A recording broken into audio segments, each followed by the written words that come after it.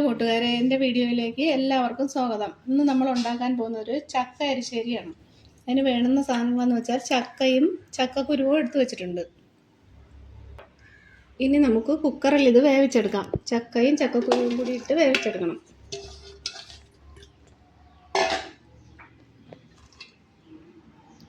ഉപ്പും കൂടെ ഒഴിക്കണം.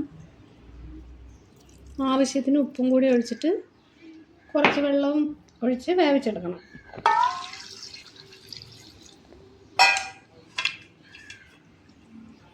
വെള്ളം ഒഴിച്ചിട്ടുണ്ട്. ഇനി നമുക്ക് വേവിച്ചെടുക്കാം. ഇത് ഗ്യാസിൽ വെച്ച് ഒരു മൂന്ന് വിസിൽ വരുന്നത് വരെ വേവിച്ചാൽ മതിയാവും.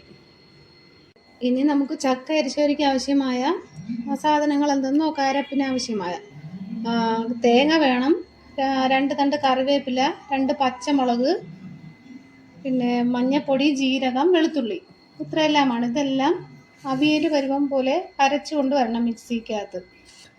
ആദ്യം തേങ്ങയും വെളുത്തുള്ളി പിന്നെ ജീരകം ഇത്രയെല്ലാം അരച്ചിട്ട് അവസാനം പച്ചമുളകും കറിവേപ്പിലയും കൂടി അതിലുടച്ചെടുത്താൽ മതി. മഞ്ഞൾപ്പൊടി ആദ്യം ഇട്ട് കൊടുത്ത് അരച്ചെടുക്കാം.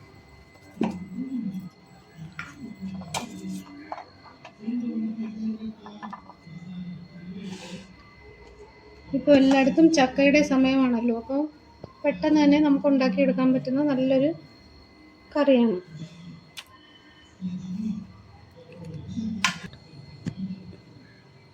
ഇവിടെ ചക്ക എരിശ്ശേരിയുടെ അരപ്പ് അരച്ചുകൊണ്ട് വന്നിട്ടുണ്ട്.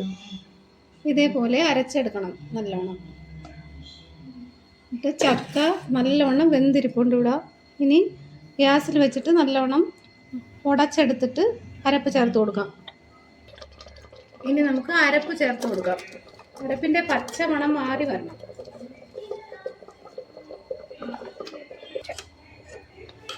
ചക്ക നല്ലവണ്ണം ഉടച്ച് അരപ്പുമായിട്ട് ഉടച്ചെടുക്കണം.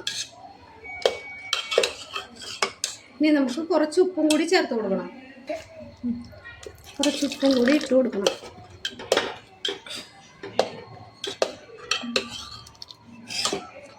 നമ്മുടെ ചക്ക എരിശ്ശേരി റെഡി ആയിട്ടുണ്ട്. ഇനി നമുക്ക് കടുക് വറുത്ത് ഒഴിച്ചിട്ട് വിളമ്പാം.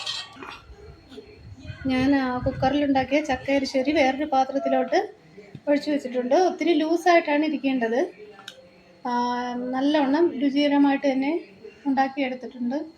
ഉപ്പ് ആവശ്യത്തിന് ചേർത്ത് കൊടുക്കണം. ഇനി നമുക്ക് കടുക് വറുത്ത് ഇതിലേക്ക് ഒഴിക്കാം. ചട്ടി വെച്ചിട്ടുണ്ട്. ഇനി നമുക്ക് എണ്ണ ഒഴിച്ചു കൊടുക്കാം. കുറച്ച് എണ്ണ ഒഴിച്ചു കൊടുക്കണം. ഇനി ചൂടായി വരുമ്പോൾ നമുക്ക് കടുക് ഇട്ട് കൊടുക്കാം.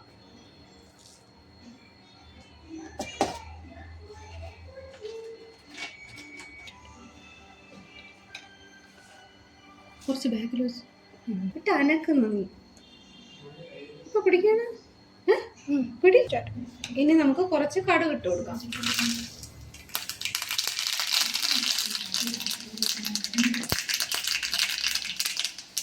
കടുക് പൊട്ടി വരുമ്പോൾ വറ്റൽമുളക് ഇട്ട് കൊടുക്കണം.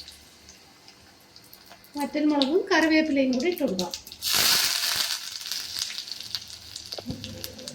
ഇനി നമുക്ക് ഗ്യാസ് ഓഫ് ചെയ്തിട്ട് ചക്കയിലോട്ട് ചേർത്ത് കൊടുക്കാം.